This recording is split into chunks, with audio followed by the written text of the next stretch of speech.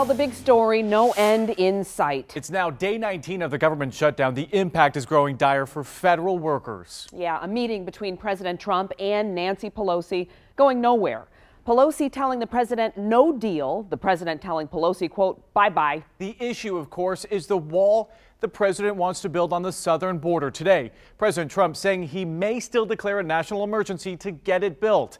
Last night, the president making his pitch to the American people. And we want to know, do you think he made a strong enough case? Go to our website, WXYZ.com/vote, and let us know. Meantime, that wall, the president says, is important for the protection of the American people. But with the government shutdown, many of the people who keep us safe aren't getting paid. 7 Action News reporter Amira David is live at the Canadian border. And Amira, big backups being reported there.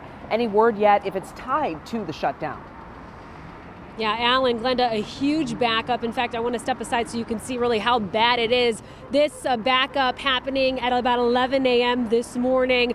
Now listen, most of the people we called to get confirmation on what the connection is with the government shutdown, well, they are furloughed themselves, so it's really hard to get answers. But Border Protection officers, they are part of those not getting paid, and I have been taking a look at the impact all day, hearing from federal unions who are growing very worried about missing their first check.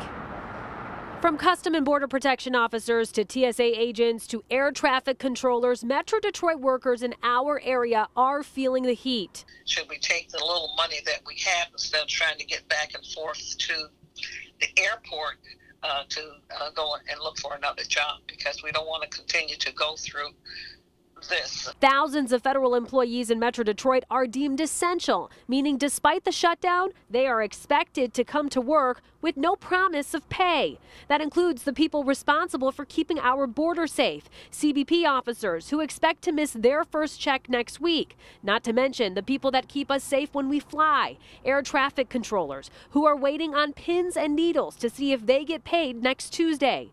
TSA's union says they have workers already resigning over the shutdown, as airports nationwide say they are worried about baggage screening absences if the shutdown continues. It's all raising serious questions about staffing and safety. If they're talking about border security, what about security for the flying public? Are you going to feel comfortable after the 11th getting on a plane? DTW travelers I spoke with today not feeling very encouraged by the ongoing drama in Washington. Agents, they definitely need jobs. They need to get paid. We need security in the airport. So I definitely think our government should definitely change its mind and open back up. I think it'd be good to have the government authorize spending for that because it is about safety, and let's get that portion of our government back to work.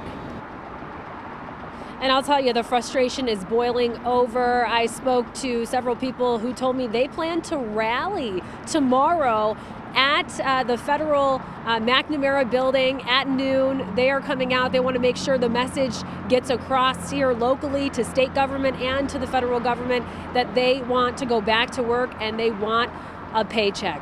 We're going to, of course, be there tracking all of it for you and bringing you all the updates. For now, live at the Ambassador Bridge, Amira David, 7 Action News. Yeah, I don't know how much longer these federal workers can handle this government shutdown. All right, Amira, thank you. Well, Wayne County is stepping in to help federal workers impacted by the shutdown stalemate. The county says it's giving federal employees a little more time to pay their delinquent property taxes.